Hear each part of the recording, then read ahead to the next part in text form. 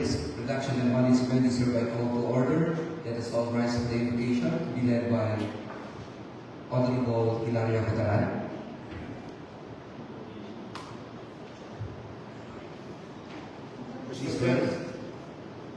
Motion to dispense with There's a motion to dispense with the invocation. Any second? There being no objection, the motion is carried. Please be seated. I ask our temporary comsec to please acknowledge our invited resource persons and present for today's meeting. Good afternoon to everybody. I want to acknowledge the president of the resource person from NPRMO, Mr. Giovanni Apostol, and Ms. Precious Joy Louie from NPRMO, to our Vice Mayor, to SB Apostol, to SB Adun, and SB Bawa, at sa mga staff po ng SB office po. Maraming salamat, Honorable Cataran. So to begin with, the Municipal Disaster Risk Reduction and Management Office of Lake Mercedes Isabela, established pursuant to Republic Act 10121 or the Philippine Disaster Risk Reduction and Management Act of 2010. With its functions as mandated by law, alam natin na agapin po natin ang MDRRM Office sa tuwing may mga kalamidad. They spearhead in coming up with programs as to prevention and mitigation, preparedness, disaster response, rehabilitation and recovery. The office is also mandated to organize and to institutionalize an emergency response team that should be operational 24/7. They serve as the first responder unit, not only during disasters, but for other emergencies like vehicular accidents, among others. The Real Mercedes Rescue Unit has been operating for quite some time now, responding to life-threatening emergencies, patient transport, and deployment during disasters.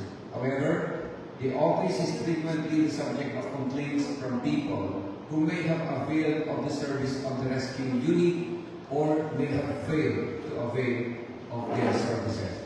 From the issues like mabagal ang pag-responde ng emergencies, hindi maayos na pakikipag-usap ng mga staff hanggang sa pagtanggi na madala ang isang pasyente sa ospital at iba pa. So this committee deemed it proper to conduct this hearing upang masagot ng opisina ang mga reklamo mula sa ating mga kababayan kung ang mga ito ba ay may sapat na batayan.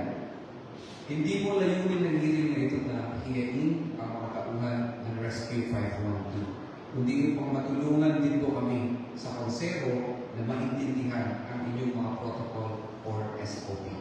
Umaasa po kami dito sa committee na magkakaroon ng maayos na pag-uusap at kaliwanagan sa lahat ng mga issue na binabato sa opisina ng MDRRM.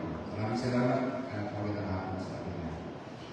For our first resource person, may we call on, we'd like to recognize the designated head of LDRRM office in the person of Mr. Giovanni Apostol. Mr. Giovanni Apostol, you may now address the committee. Hello. Magandang hapon po, Mr. Chair and Your Honor. Ako nga po pala si Giovanni Apostol po, ang tumatayong head po ng Rescue po. Maraming salamat po sa pag-imbita para po ma-clarify po natin yung mga issues and concerns po regarding po sa office po namin. Ang office po namin ay established po para po matugunan ang pangangailangan ng ating bayan para po sa pag-response regarding po sa emergency cases, medical man po yan, and disaster po. Okay, thank you, Mr. Giovanni. Gusto kong unahin to interpolate our members of the committee and some of the members present in today's hearing. Kung sino po gusto kong mauna.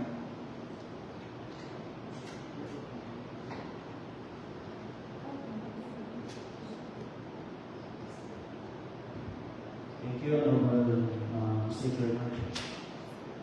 Sir Divan and Ma'am Precious, welcome po at dumalo po kayo sa aming invitasyon. Sana po makakap kami ng mga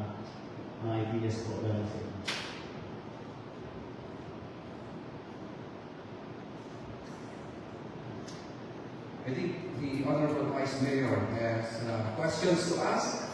Alam naman po siguro natin, mainit-init pa. Because mainit po sa inyong pong kape kanina, ang mga issues. And maraming salamat sa inyong presence ngayon. Siguro may mga follow-up questions later on mula sa other members. But this time, I would like to give the floor to the Honorable Vice Mayor, Attorney Harold Justicia. Alright. Thank you so much, buddy. Nice to meet you. Thank you so much for coming here. Maybe you can start by telling us yung assets and resources ng ating department at yung extent ng jurisdiction nyo. I understand baka mayroon jurisdiction din dito yung ating Department of Health dito. And ano yung manpower na meron kayo ngayon? Ano yung policies ninyo sa pag-book? Policies ninyo sa pag-prioritize?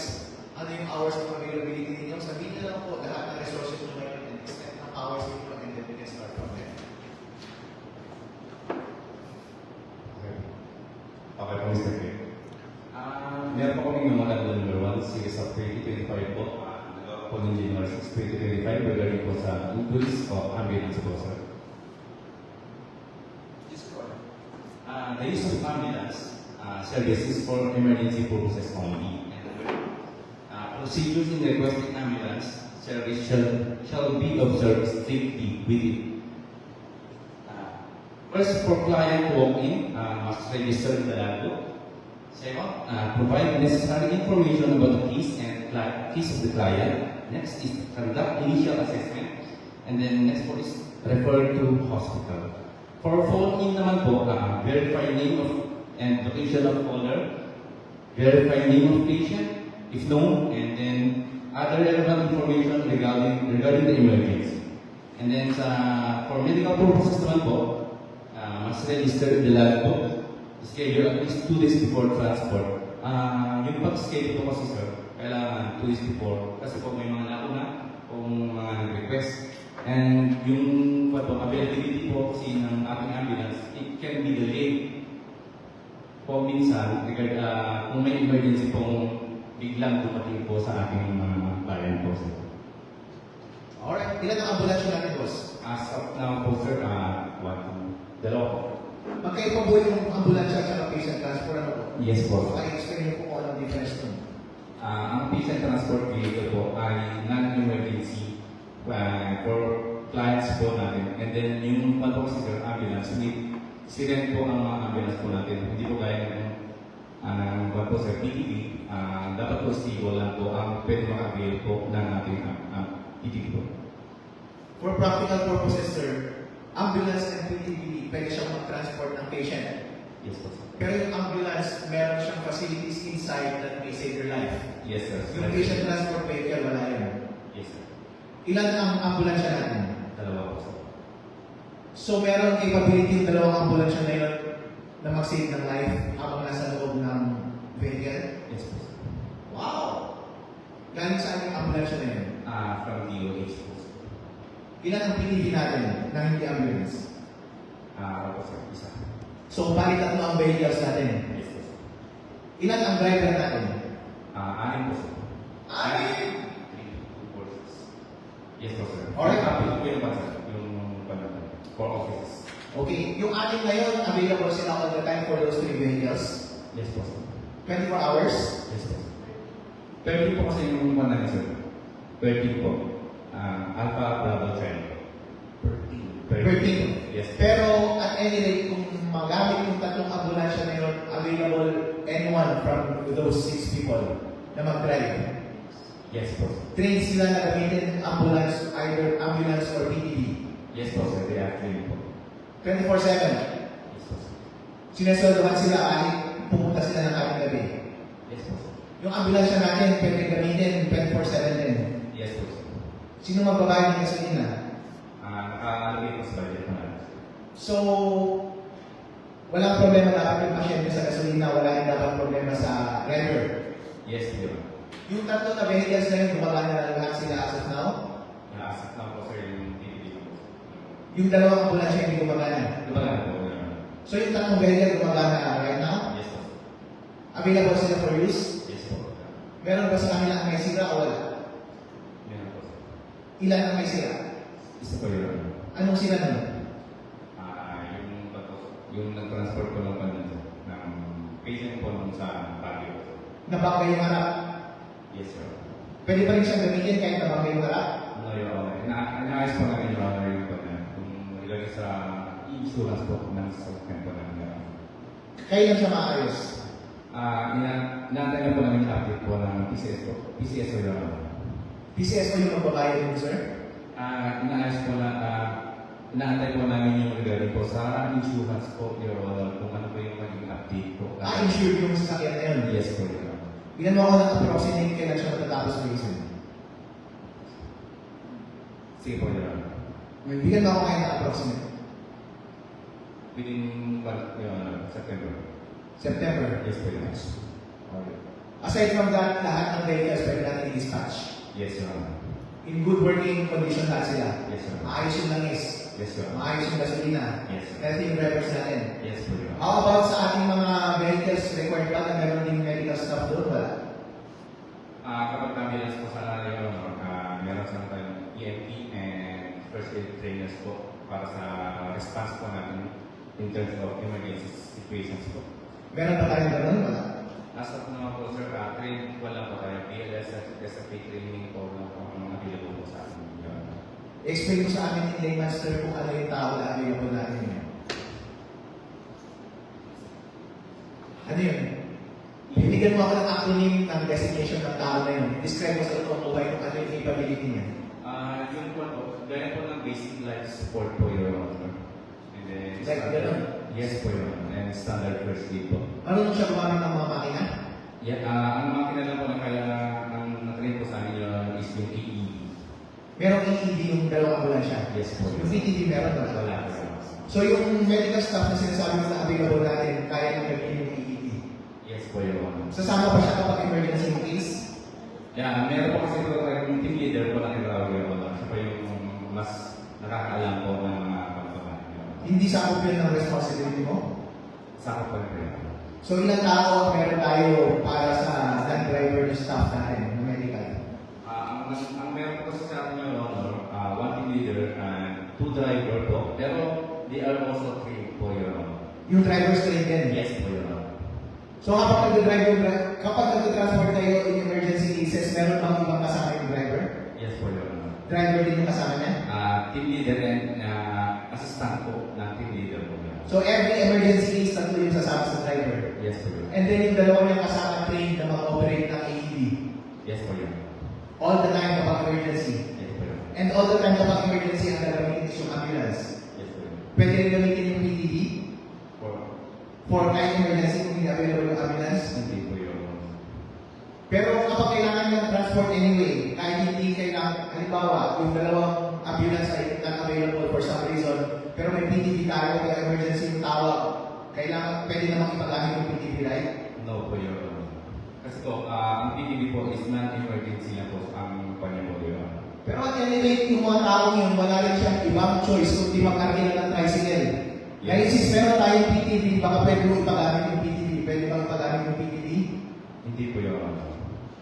Kaya ang nire-request ko po sa kanila, Your Honor, if kung nire-request po kasi ng ambulance po, Your Honor, kung emergency situation po, lagi po kung sinasabi sa kanila, na kung ambulance po nire-request nyo, kung sakali is, kailangan po natin i-assess po kasi yung pasyente.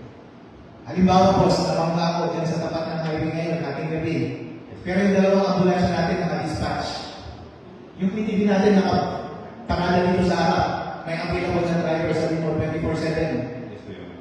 Emergency yung case ko, hindi na ako makahinga. Kailangan ko ng transport. Nakikita ko na, bossing! Patawag ng driver, boss. May PTV dyan sa harap ng munisipyo. Pakipick up na ako dito sa harap. Pwede ko bang magamit yung PTV o hindi? Hindi po, Your Honor. Ang mangyayari po dyan, Your Honor, mag-o-open po kami sa ibang babayan po, Your Honor. Malapit na ako mamatay, bossing! Pagkaling pa ng pamayan, 10 minutes pa yun.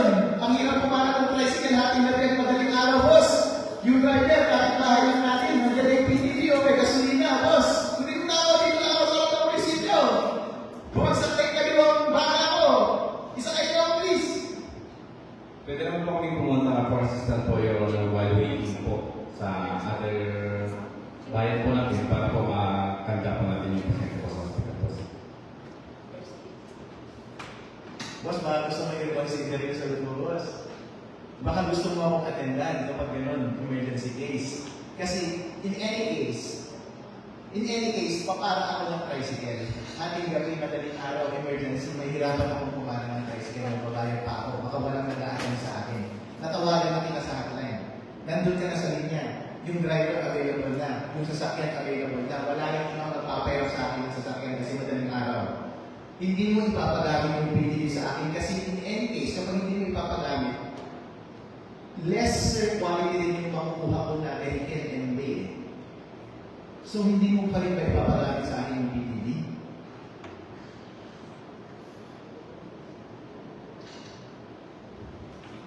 Pwede Your Honor. Kailangan lang po siguro natin is yung mga team leader and mga trained personnel po as kasama.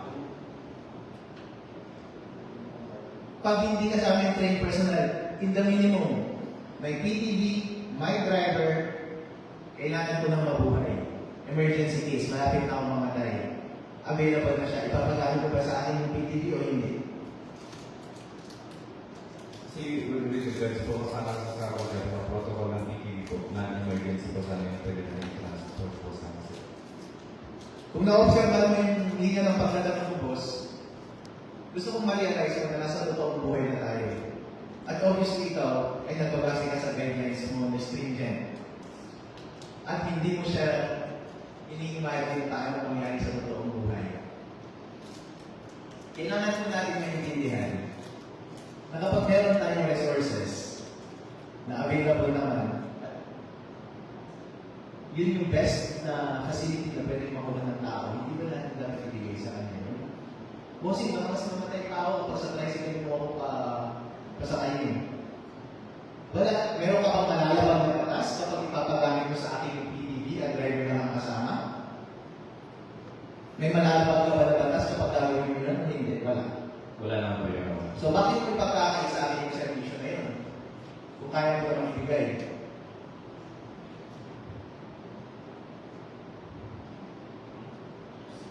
Okay po yun. Pwede naman siguro, pwede na natin gawin yung PPD para po save life. Alright. Kaya mo, bossing, kapag nagsaservisyo tayo sa public, mag-relax tayo ng konti. Yes. At isipin natin paano tayo nakatulong sa kapwa natin. At isipin natin na meron tayong resources na available. To the extent na kaya natin i-provide yung resources na yun, nandiyan yung nakakailangan ng public, ibigay na po natin. Kung minsan nagdadalawang isip tayo kasi nagbabasa tayo ng rules, binabasa natin yung student, hindi natin masyadong naiintindihan. Akala natin, pag PDD emergency lang. Pero kapag hindi niya ipinagbabawal, pwede. Sabi nga sa batas, what's not prohibited is permitted. Ang best case scenario, ang ideal is, kapag emergency, ambulance. Pero really, na-ideal parating nangyayari sa totoong buhay. Sa totoong buhay, parating surprise yan, random parati yan, at bahala kong mag-isip ng napakabilis, depende sa resources na nasa paligid mo. And I think expected sa public officials natin na mabilis ka dapat mag-isip. Ibibigay mo ba yung servisyo o hindi? Tama ba yung pagkakaintindi mo sa process o hindi? So sa tingin ko po, kung wala namang pumipigil na batas sa inyo na ipag-amit yung PTV kahit emergency case pa yan, wala namang po mawawala sa atin kung ipapagamit natin, di ba sir? Yes, Your Honor.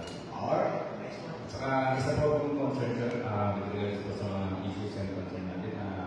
Kung yung minsan po kasi, sir, kung emergency po kasi ang ambulance ng gamit natin, needed po natin itawag po ang concern natin sa hospital po, sir. Sa hospital po, Your Honor. Kailangan mo munang itawag Yes. bago mo i-pick up. Bago po idala sa isang hospital po. Pag emergency, Yes po, Your Honor.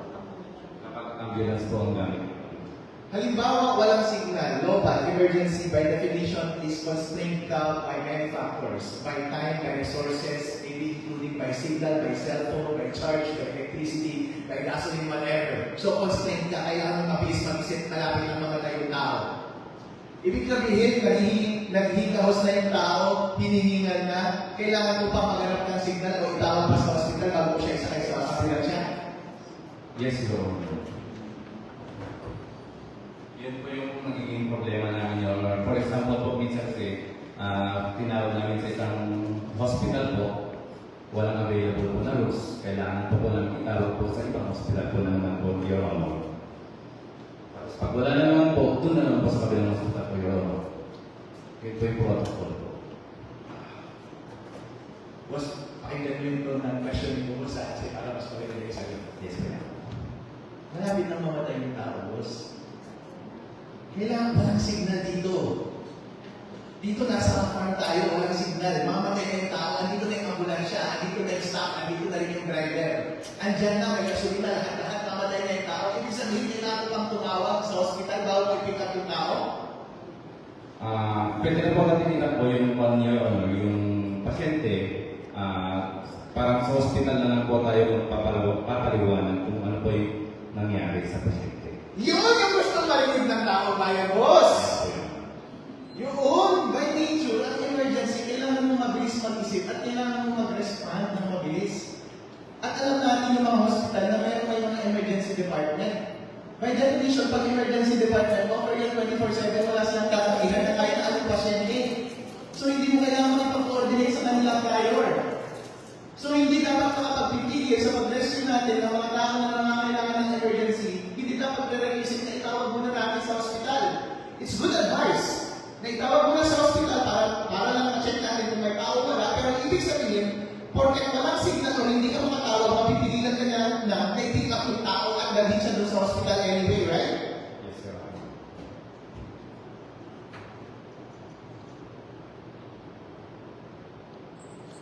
So inulit ko, boss. Kapag merong emergency case, nandiyan yung ambulance, available yung ambulance, ipipick up yun, magpapapigil ba kayo yung the fact na kailangan nyo muna mag-coordinate sa hospital para ipick up yung tao na yun o hindi? Hindi yun. Hindi na, di ba? Yes. Pwede nyo na yung gawin on the way. At pwede na kayong ipa-coordinate kapag nandun na kayo. I-assume natin na yung emergency department na pinakamalapit na hospital ay gumagana. Hindi po ba? Yes, sir. Alright. So meron ba kayo requirements tungkol sa mga pagbibigay ninyo ng serbisyo? Kailangan ba ang botante? No, Your Honor. Ano ang requirement mo? Kailangan ng residente? No, Your Honor. All candidates. Kahit sino? Yes, po, Your Honor. Kahit taga-kawayan? Yes, po, Your Honor. Kahit emergency? Pag-emergency? Yes, po, Your Honor. So kahit taga-ibang bayan basta emergency, i-respond na mo agad-agad? Yes, po, Your Honor. Alright, great. Pero kapag hindi emergency, pag taga-kawayan, pagbibigyan mo hindi? Yes, Your Honor. Yes pa din. Pero, ang mangyayari po kasi, sir, is, parang ang mangyayari po kasi is, parang naka-bypass po tayo ng bypass po mangyayari sa capability ng isang po, bayan. So anong implication nun, boss? Parang mag-inquire po muna sila sa parang sa amin po, rescue Fairbando, sa Kawayan po, rescue 922, mag-inquire po muna, and then sila na lang po ang mag-call po sa amin, call back po sa amin na i-care po yung pasyente po muna. So tatanggapin niyo sila kapag outside of freedom residence sila only if tumawag muna sila sa sarili nilang bayan at sila nila hindi available. Tama? Yes, po. Emergency na kung hindi. Yes, po. Alright. Excellent. Ano po yung number na pwede nilang tawagan para sa patient transport services ng Freedom Residence? Ang hotline po namin is 0997-609-1594. Pakiulit mo ng mas malinaw para ma-take note ng mga nakikinig. 0997-609-1594. At ito po yung isa. 0939-2037-768. May sumasagot po niyan 24/7? Yes po yun. Hindi nagiging busy yan, hindi naka-silent, hindi naka... At any time may sasagot yan. Yes po yun. Siguro mag-busy lang siya kapag nasa ibang tawag yung cellphone na yun. Yes po yun. Pero chances are, kapag tinawagan nila yung isang number, masasagot yun. Yung isang number kasi hindi naman pwedeng sabay na dalawa yung tawag, right? Yes po yun. So, virtually, every time na may tumawag dyan sa phone na yan, meron silang makakausap. Yes po yun. At kapag emergency yung situation, agad-agad din yung na-respondahan. Kung may ambulansya ipapadala ninyo. Yes. At may driver. Yes. At may gasolina. In good working order yun. And kapag walang ambulansya, ipapadala niyo yung PTV. So wala pa ng problema, boss, no? Except, kapag book. Paano malalaman ng taong bayan, halimbawa, sinabi mo, napasensya na, boss, nakabook yung emergency case. Pasensya na, boss, nakalabas lahat ng PTV namin at saka lahat ng ambulansya namin.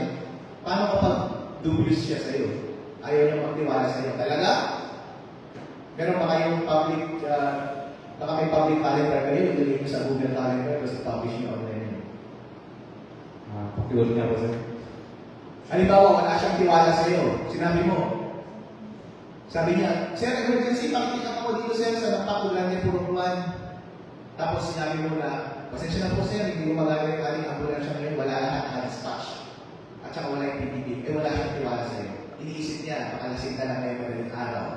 Kung nagsisinungaling ka o tinatamad kang gumising, pwede niya bang ma-verify kung meron talagang tao na gumamit doon? Yes po, Your Honor. Paano niya ma-verify? Meron po kaming logbook, Your Honor. Lagbook na lang. Alright, so gawin ka lang natin. That, ang assurance natin sa taong bayan ngayon is kapag tumawag ka dun sa number na yun, may sasagot. Yes. At kapag merong sumagot sa number na yun, malamang magagamit mo yung tatlong vehicles natin dahil all the time, available yung tatlong vehicles, available yung ating na drivers at available ang ating medical staff 24/7, right? Yes, Your Honor. At kapag sinabihan ka na hindi available during that time, yung vehicle na yun, pwede kang pumunta the next day doon sa opisina nila, i-check mo yung logbook to check if true that on the time na nag-request ka for a service ay naka-dispatch talaga yung lahat ng resources na yun. Tama? Yes, Your Honor. Yes! At kapag hindi niya nakita na nasa labas talaga actually yung tatlong van na yun at lahat ng driver, ibig sabihin, nagpapalsutan kayo ng gabi na yun. Tama? Yes, sir. Paano naman po yung mga non-emergency cases, halimbawa kailangan lang talaga ng transportation? Kasi meron po tayong mga pasyente dito, halimbawa bedridden. Required silang magpa-check up every week. Gagastos pa po sila kasi nakahiga yun, baka hindi pwede sa tricycle. Baka gagastos pa sila ng private vehicle, private van. Nakikita po akong ganun. Ganun din po yung mga nagda-dialysis na wheelchair. Kailangan magrenta. Pwede ba? Ano ba sila?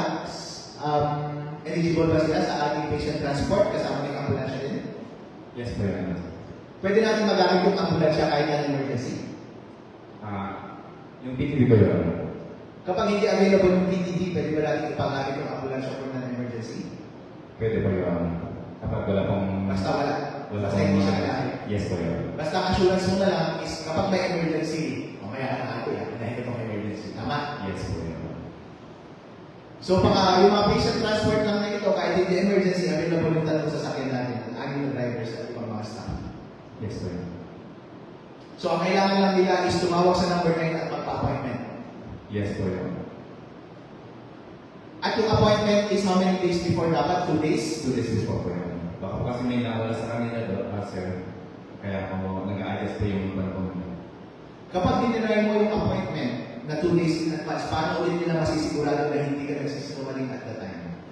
Kahit i-check po yung logbook po natin, Your Honor. I-check nila yung logbook. So, ang gawin nila is, magpa-appointment po, kapag sinabi mong yes, great. Kapag sinabi mong no, wala silang tiwala sa iyo, punta na lang sila dito sa inyong opisina at i-check nila yung logbook. Makikita talaga natin na fully utilized yung tatlo, right? Yes po, Your Honor. Yun, para walang sismis. Tama yun, boss. Very good. Alright. Ang ating mga kababayan, dito sa Rino Mercedes pala. Just to complete, meron po tayo tatlong ambulansya, anim na drivers at iba pang medical staff na pwedeng mag-attend sa inyo. Pag emergency, walang question yan, i-pick up po kayo. Tawagan niyo lang po yung dalawang number na yun. Pag non-emergency, magpa-advance booking po kayo ng 2 days before ng emergency. Available po 24/7 yung services natin. Baka sir, kapag non-emergency, baka daytime lang yun, di ba? O kasama gabi? Kasama po gawin ito, sir. Kung pan po, sir, meron po yung instances na yung ibang doktor nila, yung availability po ng pan po, sir. Is gabi. Yes po. Alright, pero usually kapag non-emergency, daytime yung transport nila. Yes po, Your Honor. Alright, so basta magpa-schedule lang kayo 2 days in advance, available po lahat itong mga vehicles na ito, solve po tayo. Kaya wala na pong excuse ngayon para sabihin natin na tinanggihan kayo, porque hindi kayo botante, or kahit na ano pang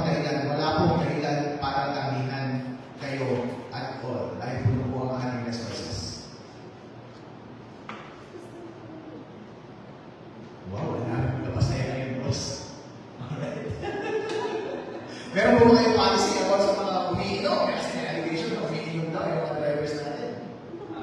With regards po dyan, sir, may pit po may po kami polisiya na kapag on duty ka or on duty talaga, sir, bawal po talaga umiinom po. Kapag on duty ba sila, pumunta sila dito sa office or on call sila mula sa bahay? Yung mga staff ninyo, including drivers, on call ba sila kapag on duty sila o pupunta sila on site? Nakastay lang po sila sa office here. So 24/7 yung duty dito, boss? Yes po, Your Honor. So nandito sila nakatambay talaga? Sa office po yun. Absent po, Your Honor. So dapat walang inuman dun? Yes, Your Honor. Walang kalakapan dun? Yes, Your Honor. Mag-end na lang sila kapag nag-uubos ng oras, di ba? May wifi na lumabas sa office. Meron naman po, Your Honor. Doon o kaya itulog na lang muna nila. Para kapag gising, nakasagad na di ba? Pero wala dapat wala. Kasi wala kalang boss. Yes, Your Honor. Tulog na lang nila sa tanghali. Yes. Okay. Yung mga nagkamali po, yung mga siguro, yung mga ina-accuse natin na lasing, huwag na natin ano yun. Siguro alam na nila yung lesson nila, huwag na meeting next time. Yes. Alright. Perfect in score, boss. Ganda na mga sagot, boss. Excellent. Great job, boss.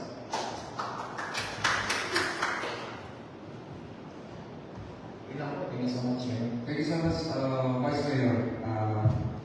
Natutuwa ako sa remarks ni Vice Mayor sa inyo. Bilang former MDRRM, nakita ko na kung paano nag-level up ang opisina. Wala nang nag-umpisa natin yan. Isa, dalawang tao lang ang bumando.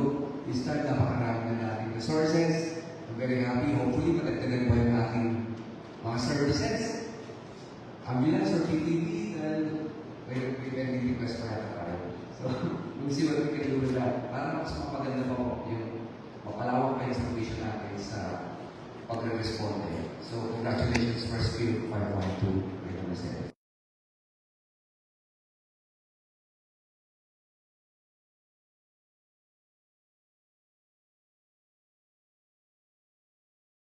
ng reklamo as to the services of the MDRRM, meron din ba kayong grievance machinery? With regards po dyan, sir, pumunta na lang po sila sa office para po madulog yung mga concerns po nila and issues po sa amin po, sir. Or better yet, ang MDRRM office is under the office of the municipal mayor. So Yes, they can po. go directly magreklamo, sabihin yung concerns nila sa office of the municipal mayor. Yes po, Your Honor. Okay, sige po. SB, any question po? Claro. So with that, I guess, okay na ang lahat. Hopefully, tuloy-tuloy lang na maging maganda ang serbisyo natin sa MDRRM office. Thank you so much, Mr. Jovan Apostol and Ms. Precious Joy Lui, sa ating mga SB members and our Vice Mayor. Thank you. Thank you po sa inyo. With that, I guess, there's no more to discuss this afternoon. Do I hear a motion that we adjourn? Mr. Chair, motion for adjournment. Do I hear any second? No objection. This hearing is now adjourned.